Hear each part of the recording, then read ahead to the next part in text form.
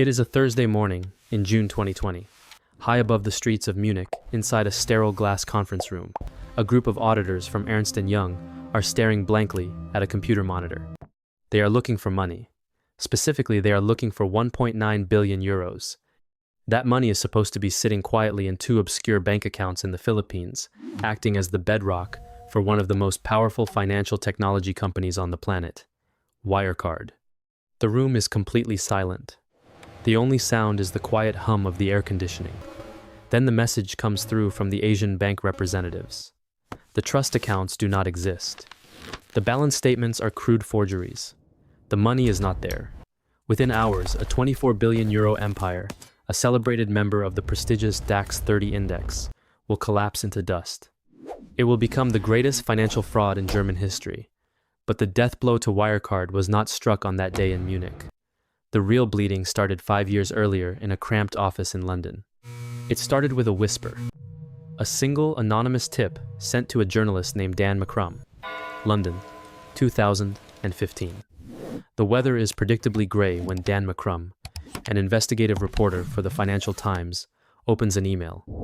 It is a tip from a short seller, a trader, who bets that a company's stock will fall. The message is simple, but dangerous. Look at Wirecard. Look at their numbers in Asia. At that time, Wirecard was untouchable. They were the absolute pride of Germany.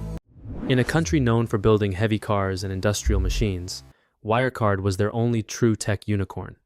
They started in the dark corners of the internet processing payments for pornography and online gambling before moving into airlines and mainstream retail. They grew so aggressively they eventually kicked Commerzbank, a historic banking institution, out of the top 30 index.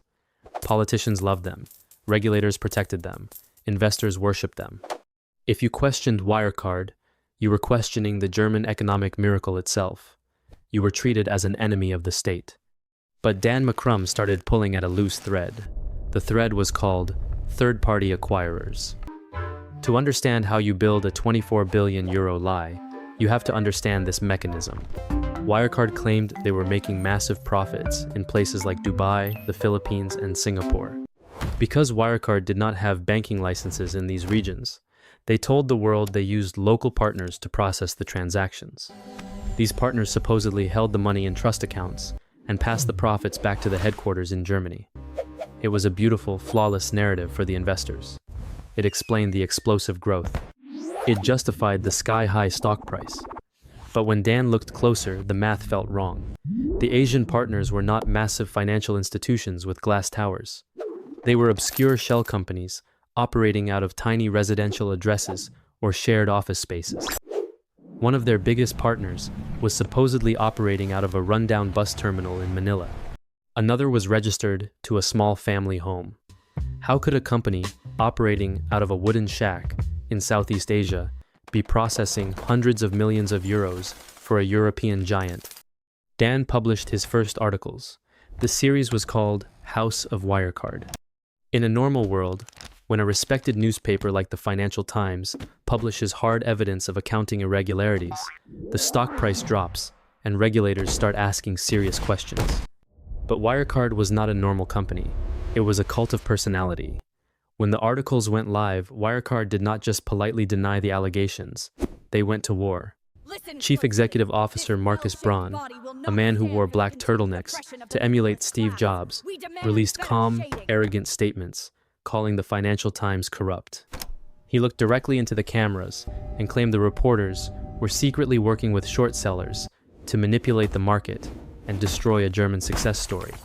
Imagine telling the world that the emperor has no clothes, but the entire kingdom turns around and calls you crazy. That was the reality for Dan McCrum. He had the documents, he had the testimonies of whistleblowers. He had undeniable proof that the numbers were being cooked on a massive scale. Yet every time he published a story, the Wirecard public relations machine would bury it. They hired the best lawyers in London to threaten the newspaper with catastrophic lawsuits. They hired dubious PR firms to plant fake stories about Dan on the internet, painting him as a corrupt journalist, taking bribes. The pressure was suffocating. The German public and the financial establishment rallied behind their tech darling. The stock price barely flinched. Ernst & Young, the global auditing firm, had one job: verify the cash. But for years, they simply accepted screenshots and forged documents provided by Wirecard executives. They did not fly to Manila. They did not call the local banks directly to check the balances. They trusted the system, and the system was entirely fabricated. The illusion held firm. Wirecard remained untouchable. And instead of looking into the missing billions, the authorities turned their attention to the man asking the questions. The hunter was about to become the hunted. When you strike at a monster, you expect it to bite back, but you do not expect it to call the police. By late 2018, the conflict between the Financial Times and Wirecard mutated from a financial dispute into a psychological thriller. Dan McCrum was no longer just writing articles. He was fighting a shadow war. Wirecard unleashed a massive covert surveillance operation against him and his colleagues. They hired private investigators. They employed former intelligence agents, including individuals with ties to Libyan security forces. Men would follow Dan through the streets of London. They would sit in cars outside the newspaper offices. They attempted to hack his emails. They set up elaborate sting operations using undercover operatives posing as whistleblowers, trying to trick Dan into accepting bribes on hidden cameras. The goal was not just to discredit the reporting. The goal was to destroy his mind, to make him so paranoid and so exhausted that he would simply give up and walk away. But the true horror of the Wirecard scandal was not the behavior of the company. It was the behavior of the German state. In early 2019, the Financial Times published a devastating series of internal documents proving that Wirecard employees in Singapore were forging contracts and backdating agreements. The evidence was irrefutable. Finally, the authorities had to act, and they did. The German Federal Financial Supervisory Authority, known as BaFin, intervened, but they did not raid the Wirecard headquarters. They did not arrest the executives. Instead, in an unprecedented move, BaFin banned all short selling of Wirecard stock. They effectively threw a protective shield over the company, and then BaFin did the unthinkable. They filed a criminal complaint against Dan McCrum and the Financial Times, accusing them of market manipulation. The state regulator chose to prosecute the journalists, exposing the fraud, rather than the criminals committing it.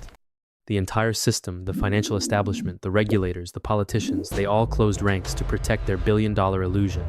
Behind this impenetrable shield operated a man named Dan Marsalek. He was the chief operating officer of Wirecard, but he was much more than a corporate executive. Dan Marsalek was a ghost. While the chief executive officer Marcus Braun played the role of the visionary tech founder, giving boring speeches to investors, Marsalek was the architect of the Asian fraud network. He was a man who lived in the shadows. He operated out of a lavishly guarded villa in Munich, located suspiciously close to the Russian consulate. Marsalek threw extravagant parties pouring $1,000 bottles of cognac, but his true currency was secrets.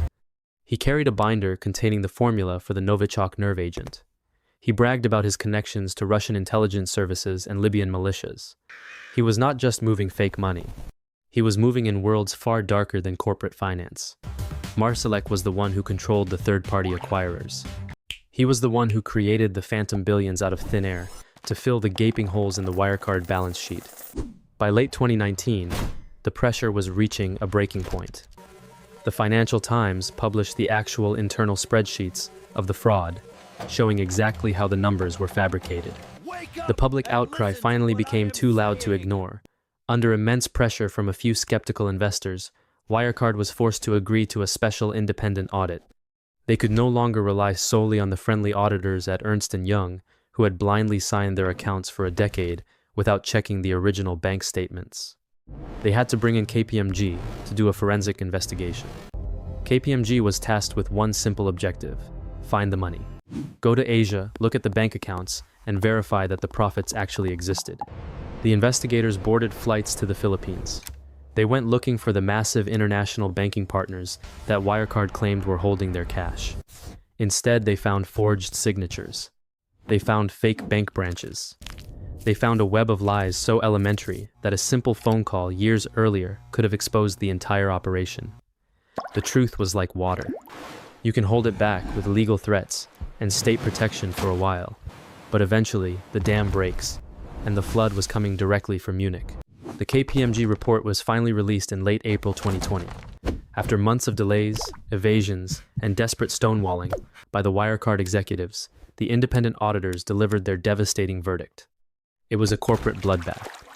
KPMG stated with brutal clarity that they could not trace hundreds of millions of euros in supposed cash advances. They could not verify the existence of the core third-party acquiring business in Asia, which supposedly accounted for half of the company revenue and almost all of its profits. The entire foundation of the tech giant was essentially unverified air. The stock price immediately plummeted. But even then, Marcus Braun refused to surrender the illusion. He sat in his glass office, surrounded by the crumbling ruins of his reputation, and told investors that KPMG had simply misunderstood the complexity of their superior business model. He promised that Ernst & Young would soon sign off on the annual report and clear everything up. He was playing for time, hoping for a miracle. But time had finally run out. June 2020. The moment of absolute impact. The Ernst & Young auditors, who had blindly trusted Wirecard for a decade, signing off on flawless financial health year after year, were suddenly terrified of the impending legal consequences. With the spotlight burning holes into their reputation, they finally did what they should have done half a decade earlier. They picked up the phone and contacted the two Philippine banks directly. Bank of the Philippine Islands and BDO Unibank. The response from Manila was swift and merciless. The bank executives looked at the balance confirmations bearing their official logos and the signatures of their employees. They immediately declared the documents as crude forgeries. They confirmed that Wirecard was not even a registered client at their institutions. They confirmed that the trust accounts did not exist. The game was definitively over. Ernst & Young refused to sign the audit. Wirecard was forced to release a humiliating public statement admitting that a staggering 1.9 billion euros were missing from their balance sheet. The stock went into a catastrophic freefall, losing 90% of its value in a matter of days. A 24 billion euro company, the pride of the European tech scene, was reduced to pennies. Retail investors, who had poured their life savings into the stock because the government regulator assured them it was safe, were wiped out overnight. The Munich prosecutors, who had spent years aggressively hunting Dan McCrum, finally woke up to the reality that they had been protecting a criminal syndicate. Heavily armed police raided the Wirecard headquarters. They seized hard drives, servers, and boxes of physical files. Marcus Braun, the visionary founder who had promised to revolutionize global finance, surrendered to the authorities wearing a tailored suit. He was arrested on charges of massive market manipulation, false accounting, and systemic fraud. But as the police moved in to secure the top executives, they realized the most dangerous piece on the board was missing. Jan Marsalek, the architect of the Asian network, the man with the dark ties to Russian intelligence and Libyan militias, was gone. In the chaotic final hours before the total collapse, Marsalek had calmly told his panicked colleagues that he was flying to the Philippines to personally track down the missing billions and clear the company name. It was his final masterpiece of deception. Marsalek never went to Asia. Instead, he ordered an assistant to book a private jet, paying the exorbitant fee entirely in cash to avoid a paper trail. He drove to a small private airstrip south of Vienna and boarded the plane. The flight records showed his destination was Minsk, Belarus. From there, he seamlessly vanished into the shadows of Moscow, completely protected by the Russian state security apparatus. The man who knew where all the bodies were buried, the man who had orchestrated the largest financial heist in modern European history, simply evaporated, leaving behind a shattered company, a deeply humiliated German government, and billions in devastating losses. Dan McCrum sat in his home in London watching the breaking news alerts flash across his television screen. There was no popping of champagne corks. There was no triumphant celebration. There was only the profound, draining exhaustion of a 5-year war. He had fought a multi-billion-dollar corporation, an army of ruthless private spies, and the stubborn ignorance of a national financial regulator. He had risked his career, his sanity, and his personal freedom to prove a fundamental mathematical truth. He had watched the entire financial establishment willfully blind itself to an obvious colossal crime because the lie was too profitable and too patriotic to question. The ashes of Wirecard settled heavily over Munich. The high-ranking politicians who had fiercely defended the company and lobbied for it globally quietly deleted their tweets and statements. The regulators at BaFin, who had aggressively prosecuted journalists, instead of investigating the fraud, faced humiliating parliamentary inquiries, leading to mass resignations. The untouchable illusion of the German economic miracle was permanently scarred. exposing a system that preferred comfortable lies over ugly truths. For years, the world had looked at Wirecard and seen the bright future of digital money. They had seen relentless innovation and endless exponential growth, but they were looking at a carefully constructed mirage built on forged papers, intimidation, and sheer unparalleled audacity.